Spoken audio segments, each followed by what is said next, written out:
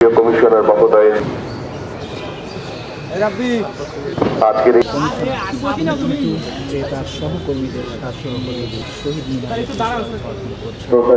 সেই দীর্ঘ 9 মাস সেনাবাহিনী, নৌবাহিনী, বিমান বাহিনী, আধা সামরিক বাহিনী এবং আপামর মুক্তিকামী জনতা সাথে সাথ মিলিয়ে, কাঁধে কাঁধ মিলিয়ে একসাথে প্রতিরোধ করেছিল, একসাথে যুদ্ধ করেছিল, একসাথে বিজয় ছিনিয়ে এনেছিল শত্রুর কাছ থেকে।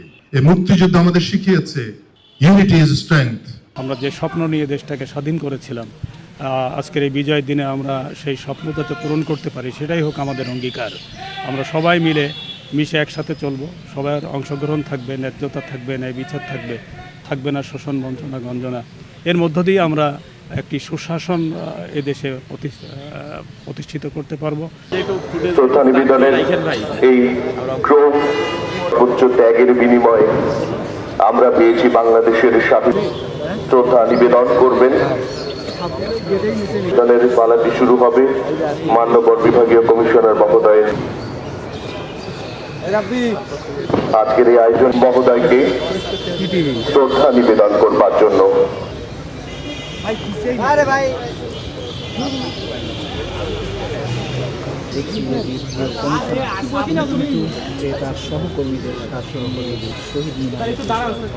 শ্রদ্ধা নিবেদন করলেন শফিকুল ইসলাম এনডিসি।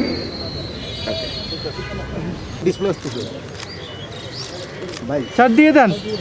শ্রদ্ধা নিবেদন করছেন জনাব Aminul Islam, DIG Rangpur range, Bangladesh police Rangpur. জনাব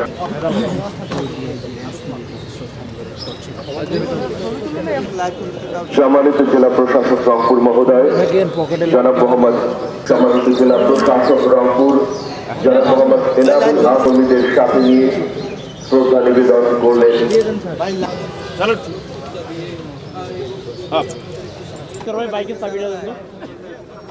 1971-এর 25শে মার্চের সেই ভয়াল রাতে হানাদার বাহিনী যখন ঝাঁপিয়ে পড়েছিল আমাদের নিরস্ত্র বাঙালির বুকে, বাঙালি থেমে থাকেনি, বাঙালি হারিয়ে যায়নি, বাঙালি পিছু পা হয়নি, বাঙালি চিনিয়ে দিয়েছে আমরা বীরের জাত এবং বীরের জাতি।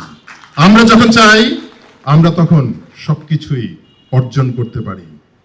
সেই দীর্ঘ 9 মাস সশস্ত্র বাহিনী তথা সেনাবাহিনী, নৌবাহিনী, বিমান বাহিনী, আধা সামরিক বাহিনী এবং আপামর মুক্তিকামী জনতা সাথে সাথ মিলিয়ে, কাঁধে কাঁধ মিলিয়ে একসাথে প্রতিরোধ করেছিল, একসাথে যুদ্ধ করেছিল, একসাথে বিজয় ছিনিয়ে এনেছিল শত্রুর কাছ থেকে।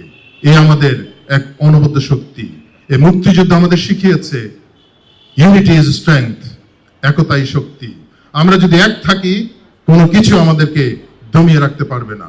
আমরা এগিয়ে যাবে আমাদের দেশ, আমাদেরই প্রাণপ্রিয় বাংলাদেশ। বিজয়ের এই দিনে আমাদের যে প্রত্যাশা, সেই প্রত্যাশা তো অনেক। ইতিমধ্যে 54 বছর পার হয়েছে, আপনারা জানেন।